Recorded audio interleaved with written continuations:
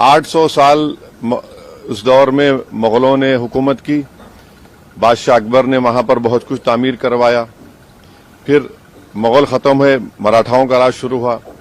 फिर मराठा के बाद उन्होंने अजमेर को 18,000 रुपये में अंग्रेजों को बेच दिया। 1911 में क्वीन एलिजाबेथ आई तो वहां पानी का हाउस बनवाया।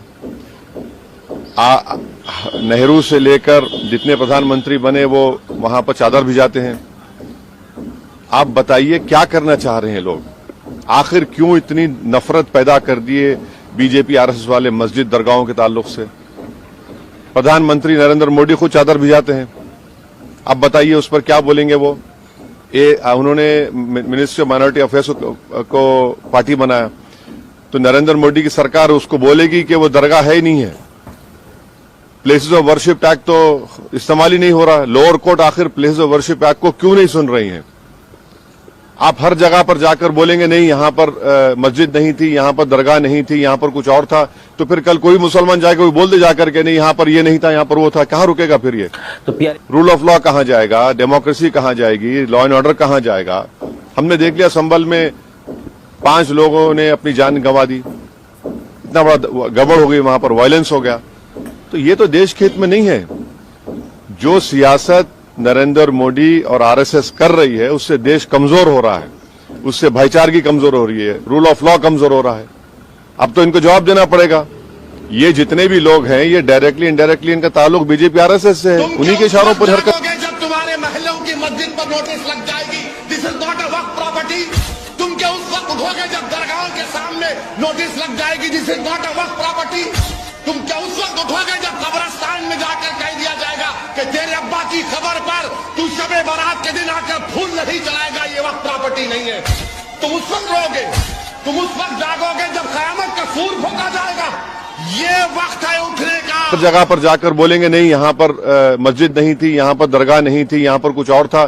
से दरगाह है ख्वाजा अजमेरी की। अस्सलामु अलैकुम वरहमतुल्लाहि तआला वबरकातुहू। उम्मीद है अज़ीज़ नाज़रीन आप लोग खैर व आफ़ियत से होंगे।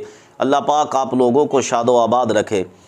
मेरे अज़ीज़ नाज़रीन, आइए मैं असदुद्दीन साहब की एक क्लिप आप लोगों के जो है सामने रखने के लिए जा रहा हूँ।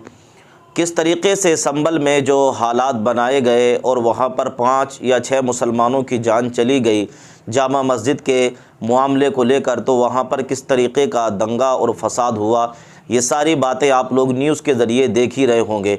अज़ीज़ नाज़रीन, आइए असदुद्दीन ओवैसी जो कि किसी भी जगह बोलने से चूकते नहीं हैं, उन्होंने इस मामले पर क्या कहा है। ओवैसी साहब की ज़रा ये वीडियो आप लोग वगौर देख लीजिए। क्या कर रहे हो उन्हू? मगर मोदी से जब बात आई आप रोजा रहे थे, उन्होंने क्या बोल रहे? नहीं मैं खाली सिर्फ पानी पीता हूं। पूरा देश को तुम पानी पिला दिए, बर्बाद कर दिए नोटबंदी और जीएसटी के नाम पर। यह सहाफत है? और फिर मोहतरमा सवाल कर रही हैं, नहीं मुझे पूछना तो पड़ेगा आपसे, आपके पास इतनी ताकत कहां से आती है? क्या टॉनिक पीते आप? टॉनिक मारते? मोदी टॉनिक मास्टर हैं? खुद आप देखो, मैं नहीं बोल रहा हूं। आप क्या टॉनिक पीते? मुझे पूछना पड़ेगा मोदी जी। हैं? टॉनिक कौन सा पाशा? कंपाउंडर तो बंद हो गया हमारे पास। हैदराबादी मस्त है भाई। कंपाउंडर तो बंद हो गए, चाकना भी नहीं मिलता। आप तो खाते भी नहीं वो चाकना। टॉनिक पीते? तो मैं यहां किसी को बोला, बोले क्या साहब आप कल मलकपेट में ऐसा बोल दिए। बोला टॉनिक नहीं मालूम तुमको? बोले क्या? बोला रेड बुल, गेटोरेट, कुछ भी हो सकता ना पाशा। आप बताइए, सवाल करेंगे ऐसा? अच्छा हैरत की आप देखो, इंटरव्यू बड़ा मजे का है। वक्त खराब करना है, रात में सोने से पहले नींद आना है तो नींद की गोली नहीं खाना। मित्रों को देखे तो नींद आती, गुराटे मारते। अच्छा इनको सवाल करे तो मोदी साहब इतना शर्मा रहे, ऐसा दिख रहा कि कोई नया शादी होके ससुराल में गया तो लो खाओ ना जी, मैं खाता हूं। अरे लो खाओ, नहीं खाता, अरे खाओ। क्या बात है भाई, क्या बात है बताओ आप।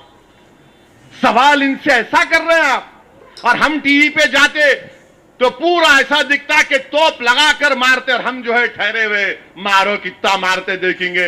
तुम 10 मारो मोहम्मद अली के लिए का आखिरी शॉट हम मारते। आखिरी शॉट। आप देखो ये सवाल करेंगे और यूं शर्मा रहे।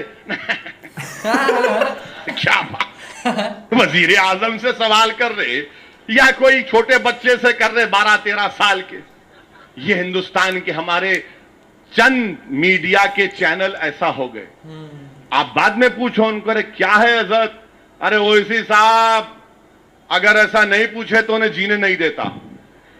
मेरे भाई, मुल्क बड़ा है या मोदी बड़ा है? हम आजादी इसलिए हासिल किए थे कि मुल्क को मजबूत करेंगे।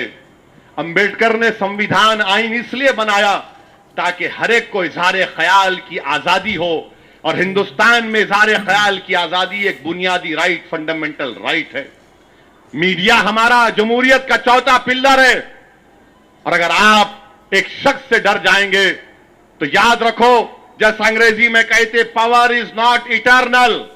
कल कोई और बनेगा तो कल कुछ और करेगा, तो क्या आप नाचेंगे? अरे आपको तो हिम्मत से काम करना चाहिए।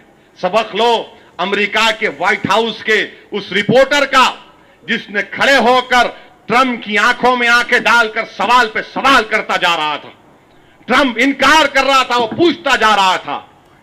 क्या वो कभी नजर आएगा? क्या आप कभी ऐसा करेंगे? ये ऐसा वजीर आजम है जिसने 4.25 साल में एक भी प्रेस कॉन्फ्रेंस नहीं की, एक प्रेस कॉन्फ्रेंस नहीं करे।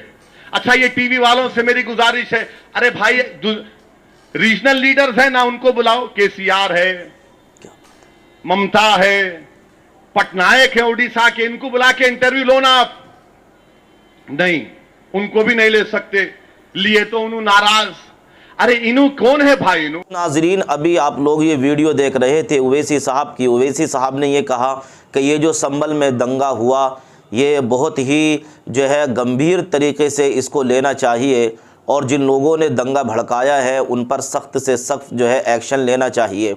हमारे 5 या 6 मुसलमानों की जान चली गई जामा मस्जिद को लेकर। ओवैसी साहब ने कहा है हमारी मस्जिदें छीनी जा रही हैं, हमें परेशान किया जा रहा है। और ओवैसी साहब ने यहाँ तक कहा है कि मुसलमानों को उनके हुकूक से बेदखल किया जा रहा है, जो कि होना नहीं चाहिए। अज़ीज़ नाज़रीन, तो उम्मीद है कि ओवैसी साहब की ये वीडियो आपको अच्छी लगी होगी। अगर अच्छी लगी हो तो इस वीडियो को लाइक और कमेंट कीजिए। अस्सलामु अलैकुम वरहमतुल्लाहि वबरकातुहू।